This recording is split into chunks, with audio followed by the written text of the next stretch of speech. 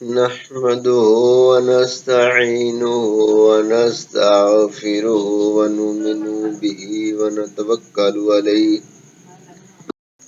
ونعوذ بالله من شرور أنفسنا ومن سيئات أعمالنا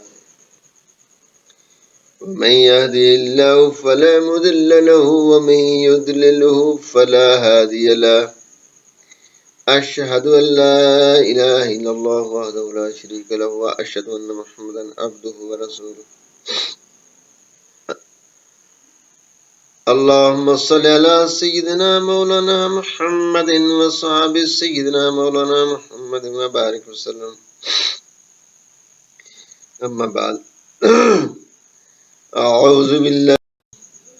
أعوذ بالله من الشيطان الرجيم بسم الله الرحمن الرحيم كيف تكفرون بالله وكنتم أمواتا فأحياكم ثم يميتكم ثم يحييكم ثم إليه ترجعون صدق اللہ العظیم۔ اور تم کس طرح اللہ کا انکار کرتے ہو حالانکہ تم مردہ تھے، اس نے تم کو زندہ کیا اور وہ تم پر موت طاری کرے گا، پھر تم کو زندہ کرے گا، پھر اس کی طرف تم لوٹائے جاؤ گے۔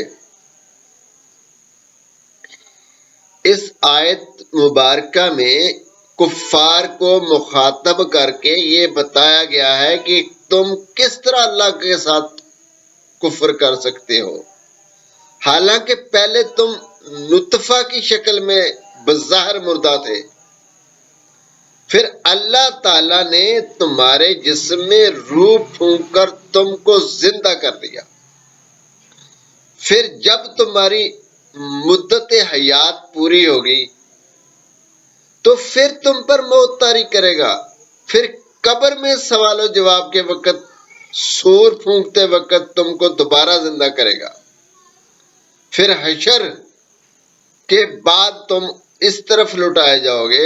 اللہ تعالیٰ تم کو تمہارے اعمال کو اللہ تعالیٰ تم کو تمہارے اعمال کی جزا دے گا۔ جب تم کو اپنے ان احوال کا علم ہے تو پھر تمہارا اللہ تعالیٰ کے ساتھ کفر کرنا کس قدر تعجب خیز ہے۔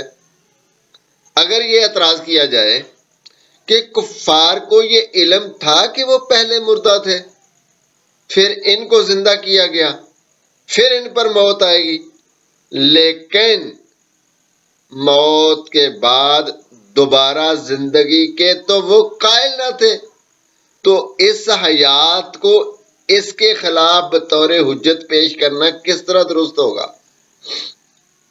اس کا جواب یہ ہے چونکہ حیات بعد الموت پر دلائل بالکل ظاہر ہیں، حیات بعد الموت پر دلائل بالکل ظاہر ہیں، اس لیے ان دلائل کے ظہور کو کفار کے علم کے قائم مقام کیا گیا۔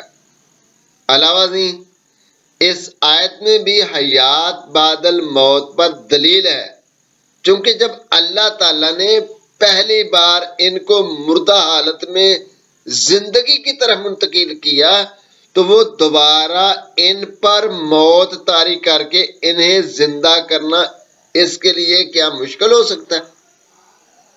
اگر یہ اعتراض کیا جائے کہ موت طاری کرنے کو کس طرح نعمتوں میں شمار کیا جائے گا جی، تو اس کا جواب یہ ہے کہ موت دوسری حیات کی طرف پہنچاتی ہے اور وہی حقیقی حیات ہے۔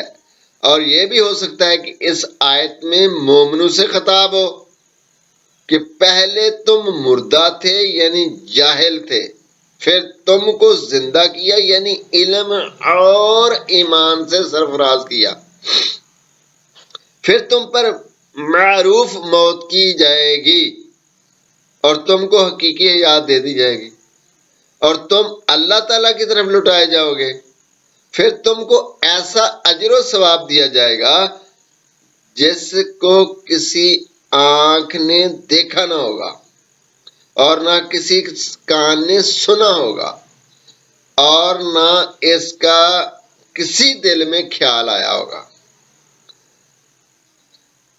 اس کے بارے میں علامہ راغب اصفہانی رحمت اللہ علیہ حیات کے متعدد معنی بیان کرتے ہوئے لکھتے ہیں، نباتات میں جو نشو و نما کی قوت ہے، جو بڑھنے پھیلنے کی قوت ہے، اس کو حیات کہتے ہیں، کیونکہ قرآن پاک کی ایک آیت ہے، ان اللہ یحیی الارض بعد موتہا، بے شک اللہ ہی زمین کے مردہ ہونے کے بعد اس کو زندہ فرماتا ہے۔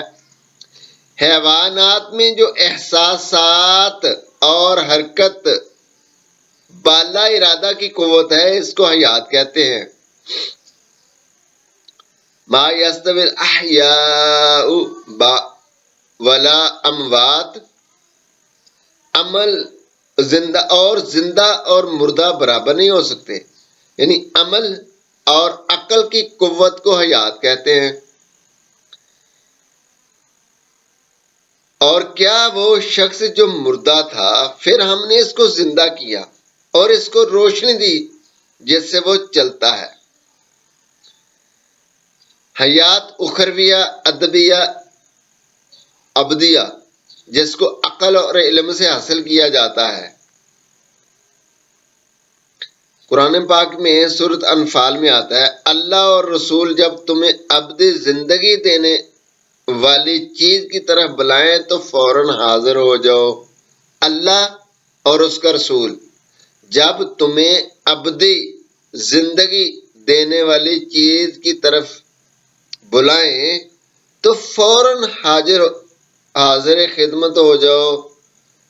جس حیات کے ساتھ اللہ تعالیٰ متصف ہے، اللہ تعالیٰ کے حی ہونے کا معنی یہ ہے کہ اس کے لیے موت ممکن نہیں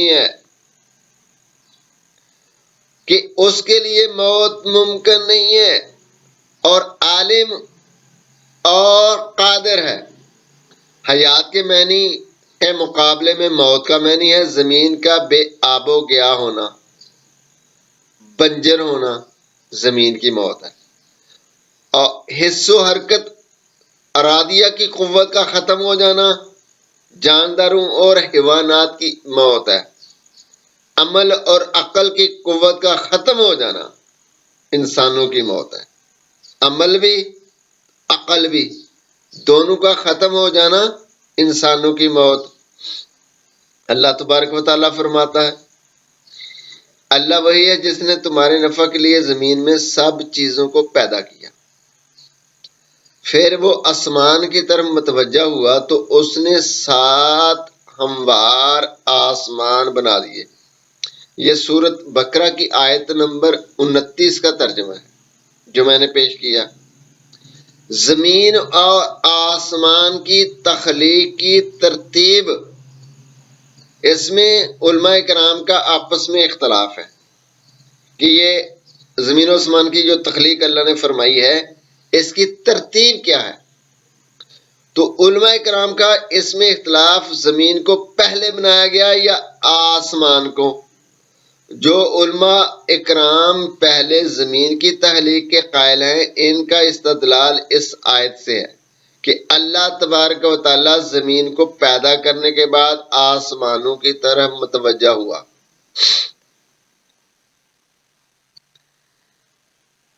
اب میں ایک اور حامیم سجدہ جو سورت ہے اس کا ترجمہ پیش کرتا ہوں آیت کا، جو 11 آیت نمبر 9 سے 12۔ آپ کہیے کہ کیا تم واقعی اس ذات کے ساتھ کفر کرتے ہو جس نے 2 دن میں زمین کو بنایا اور تم اس کے لیے شریک بناتے ہو؟ وہ عظیم رب ہے تمہارے جہانوں کا، اس نے زمین میں باری پہاڑوں کو گاڑ دیا اس میں برکت رکھی اور زمین میں رہنے والوں کی غذا بھی 4 دنوں میں مقرر کی جو طلب کرنے والوں کے لیے مساوی ہے۔ پھر آسمان کی طرف قصد کیا حالانکہ وہ دھواں تھا، پھر آسمان و زمین سے فرمایا تم دونوں خوشی یا ناخوشی سے حاضر ہو؟ ان دونوں نے کہا ہم خوشی سے حاضر ہوئے۔ پھر 2 دن میں 7 آسمان بنا دیے اور ہر آسمان میں اس کے موافق حکم بھیجا، اور ہم نے آسمان و دنیا کو چراغوں سے مزین کیا اور اس کی حفاظت کی۔ یہ بہت زبردست ذات بڑے علم والے کا مقرر کیا ہوا اندازہ ہے۔ یہ آیتیں اس پر دلالت کرتی ہیں کہ زمین کو آسمان سے پہلے پیدا کیا گیا، اور امام ابن جریر طبری رحمت اللہ علیہ نے قتادہ رضی اللہ تعالیٰ عنہ سے یہ نقل کیا ہے کہ آسمان کو پہلے بنایا گیا ہے پھر زمین کو بنایا۔ ان کا استدلال قرآن مجید کی ان آیات میں سے ہے۔ یہ سورۃ النازعات اس کی 28 سے 30 یعنی 2 آیات کا ترجمہ پیش کرتا ہوں۔ آیا تمہاری تخلیق زیادہ سخت ہے یا آسمان کی؟ اللہ نے آسمان کو بنایا، اس کی چھت بلند کی، پھر اس کو ہموار کیا اور اس کی رات کو تاریک کیا اور اس کے دن کو روشن فرما دیا، اور اس کے بعد زمین کو پھیلایا۔ اس آیت سے بظاہر یہ معلوم ہوتا ہے کہ زمین کو آسمان کے بعد پیدا کیا گیا، لیکن جمہور علماء کا یہ جواب ہے کہ زمین کی تخلیق پہلے کی گئی تھی، جیسا کہ سورۃ بقرہ اور سورۃ حامیم سجدہ سے واضح ہوتا ہے، اور زمین کو پھیلانے کا عمل آسمان کی تخلیق کے بعد کیا گیا، جیسا کہ سورۃ النازعات سے واضح ہوتا ہے۔ ابعاد کے اصل ہونے کی تحقیق۔ اس آیت مبارکہ میں اللہ تبارک و تعالیٰ کا ارشاد ہے، اللہ وہی ہے جس نے تمہارے نفع کے لیے زمین میں سب چیزوں کو پیدا کیا۔ اس آیت میں لام انتفاع کے لیے ہے اور سبب اور تعلیل کے لیے نہیں ہے، چونکہ اللہ تعالیٰ کے لیے کسی فعل کی کوئی علت نہیں ہوتی۔ بیضاوی نے اس آیت میں جمہور فقہا اور اصولیین نے یہ استدلال لیا ہے کہ احکام شریعہ کے وارد ہونے سے پہلے اصل میں یہ سب اشیاء مباح ہیں، پھر جب احکام شریعہ وارد ہوئے تو بعض کام واجب ہو گئے، بعض کام حرام ہو گئے۔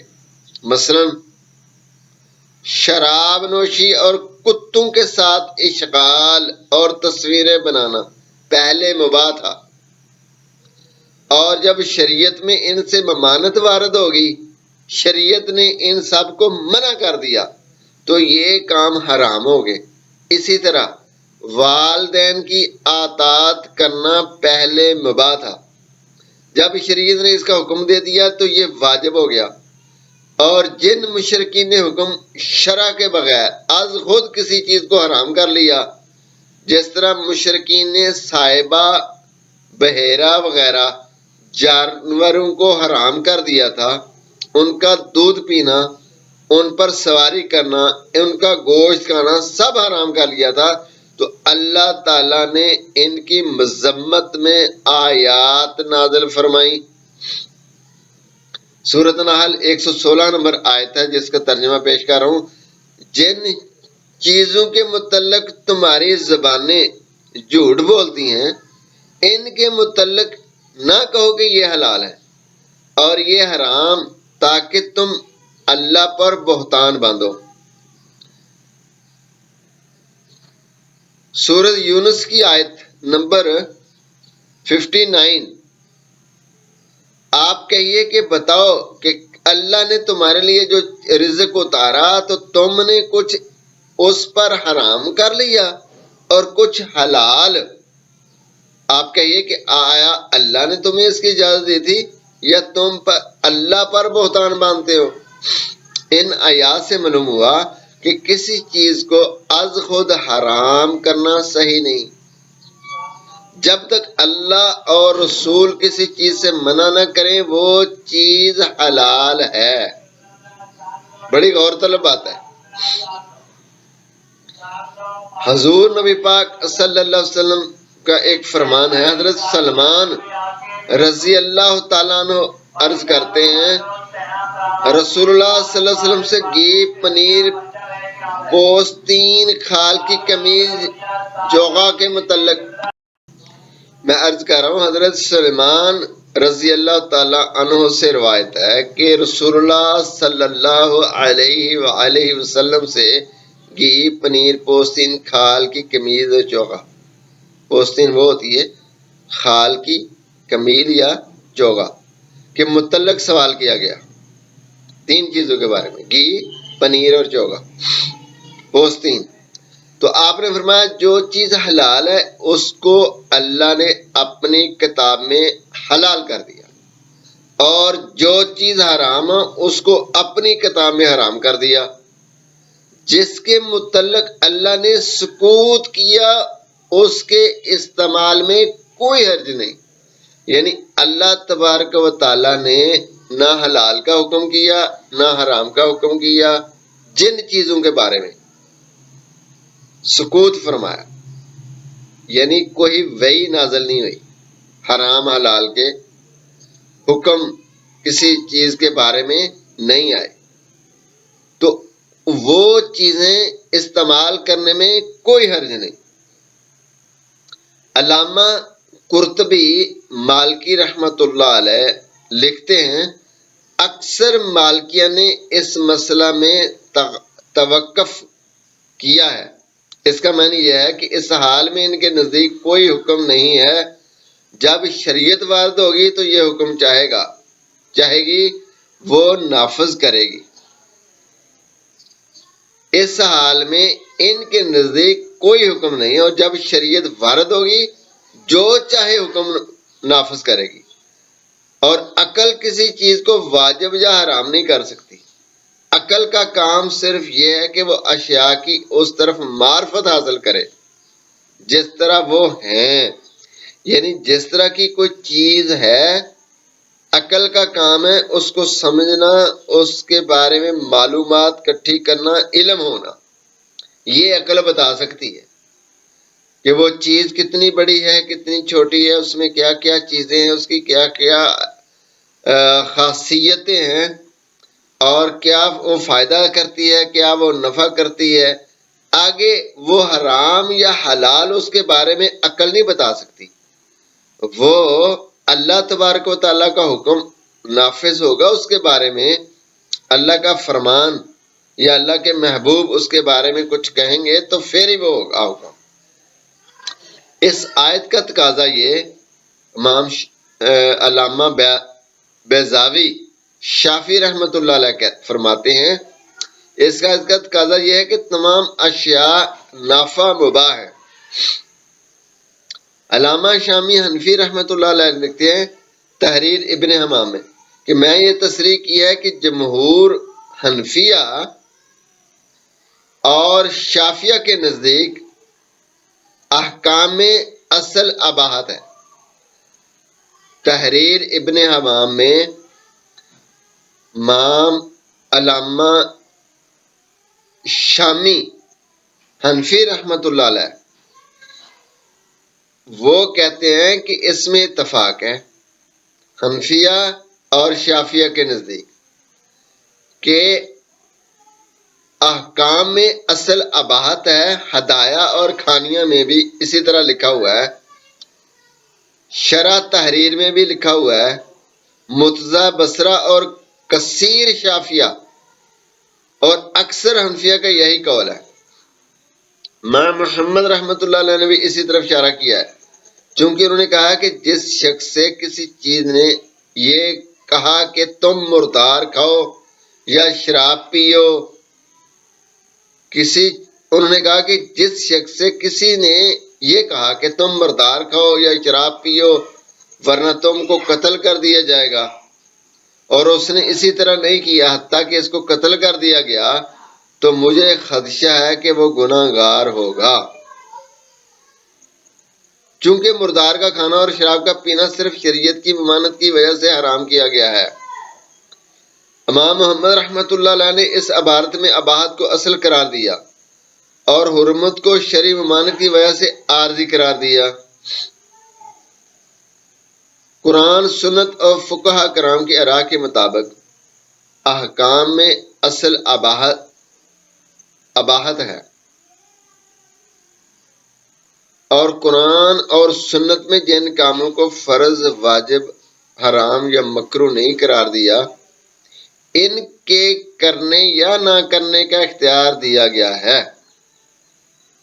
بات کی سمجھ آئی؟ قرآن، سنت اور فقہا کرام کی آراء کے مطابق احکام اصل میں اباحت کا ہے۔ مطلب کیا ہے کہ چیزوں کے بارے میں جو حکم ہے وہ مباح ہے۔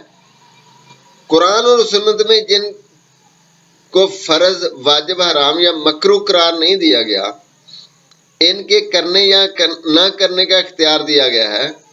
اس لیے نبی پاک صلی اللہ علیہ وسلم اور دیگر مشاہیر اسلام کے فضائل اور سیرت کی مجالس کو منعقد کرنا، آپ کے میلاد پر خوشی کا اظہار کرنا، صدقہ خیرات اور دیگر عبادات کا ثواب نبی پاک صلی اللہ علیہ وسلم، بزرگان دین، اپنے رشتہ داروں کو پہنچانا، انفرادی اجتماعی طور پر صلاۃ و سلام پڑھنا، تراویح میں باجماعت نماز، قرآن مجید کو ختم کرنا، وسیع و عریض مساجد بنانا، لائبریریاں قائم کرنا، مصحف یعنی ایک کتاب کی شکل میں قرآن پاک کا ہونا، سورتوں کا نام، آیتوں کی تعداد لکھنا، پاروں کے حساب سے قرآن مجید کو تقسیم کرنا، مسجدوں میں محراب اور ممبر بنانا، وعظ و نصیحت کے لیے جلسے منعقد کرنا، نبی پاک صلی اللہ علیہ وسلم اور صحابہ کرام رضی اللہ تعالیٰ عنہ کے ایام میں جلوس نکالنا، ان کے ذکر کی مجلسیں قائم کرنا، دینی مدارس کے سالانہ جلسے کرنا، دورہ حدیث پڑھانا اور ختم بخاری کرنا، ایسے بہت سے دینی کام ہیں جن سے دین کے شعار اور اس کی عظمت کا اظہار ہوتا ہے۔ ہر چند کے شریعت میں ان کے کرنے کا حکم ہے، نہ ان کے کرنے سے منع کیا گیا ہے۔ یہ تمام کام اپنی اصل میں مباح ہیں، لیکن ان کو فرض، واجب اعتقاد نہ کیا جائے، نہ ان کے ساتھ فرض اور واجب کا معاملہ کیا جائے، ان کاموں کو لازم سمجھا جائے، نہ ان کے کاموں کو نہ کرنے والوں پر ملامت کی جائے، نہ ان پر طنز و تشنیع کی جائے۔ طنز و تشنیع، جب کسی مباح کام کو فرض اور واجب کا درجہ دے دیا جاتا ہے تو وہیں سے بدعت کا دروازہ کھل جاتا ہے۔ اللہ تبارک و تعالیٰ کا ارشاد ہے، اور ہر چیز کا جاننے والا ہے، اللہ ہر جاننے والا ہے۔ ان آیتوں میں اللہ تعالیٰ نے حشر اجساد پر دلیل قائم کی۔ مشرکوں کو یہ اشکال ہوتا ہے کہ مرنے کے بعد انسانوں کے اجسام بوسیدہ ہو جاتے ہیں، پھر وہ مٹی میں مل جاتے ہیں، پھر وہ مختلف زلزلوں، آندھیوں، طوفانوں میں یہ ذرات بکھر کر منتشر ہو جاتے ہیں، دوسرے ذرات کے ساتھ غلط ملط ہو جاتے ہیں۔ ایک ہی انسان کا جسم ذرات میں بکھر کر آندھیوں ہواؤں کے ذریعے کہیں کہیں پہنچ جاتا ہے، اس طرح کے دوسرے ذرات سے مختلط یعنی مل جل جانا، مکس ہو جانا۔ تو اب مثلا ایک انسان کے تمام ذرات کو مختلف مقامات سے یکجا کرنا، دوسرے ذرات سے ممتاز کرنا، الگ کرنا، ان کے خیال میں بہت بعید تھا۔ تو اللہ تعالیٰ نے یہاں یہ بتلا دیا، یہ اس لیے بعید ہوگا جس کو علم نہ ہو، اس کے لیے بعید ہوگا، یعنی وہ تو نہیں کر سکتا جس کے پاس علم نہ ہو۔ تو اللہ تعالیٰ کو ہر چیز کا علم ہے، اس کے لیے ان منتشر ذرات کو جمع کر دینا کوئی مشکل نہیں۔ جب تم کو اور تم سے کہیں بڑی چیزوں آسمان و زمینوں کو بنا چکا ہے، پھر وہ دوبارہ تم کو پیدا کرنا ان کے لیے کم مشکل ہے، بلکہ بہت آسان ہے۔ مطلب یہ کہ جو میں نے چیزیں گنوائی ہیں جن کے بارے میں قرآن اور حدیث میں کوئی حکم نہیں نازل ہوا، اور دوسرے کچھ علماء کرام جو ان اعمال کو نہیں کرتے یا ان میں سے کچھ کو نہیں کرتے، تو وہ ان پر بدعت کرنے ہونے کا الزام لگاتے ہیں، جبکہ ان کے بارے میں نہ قرآن میں کوئی حکم ہے اور نہ حدیث میں کوئی حکم نازل ہوا ہے۔ تو وہ یہ مباح کام ہی رہتے ہیں جب تک ان پر انسان اپنی طرف سے واجب ہونے یا فرض ہونے یا ضروری ہونے کا اہتمام نہیں کرتا یا دوسروں پر طعن اور تشنیع کرتا ہے۔ تو میرا خیال ہے بات کی سمجھ آ گئی ہوگی۔ السلام علیکم ورحمۃ اللہ وبرکاتہ۔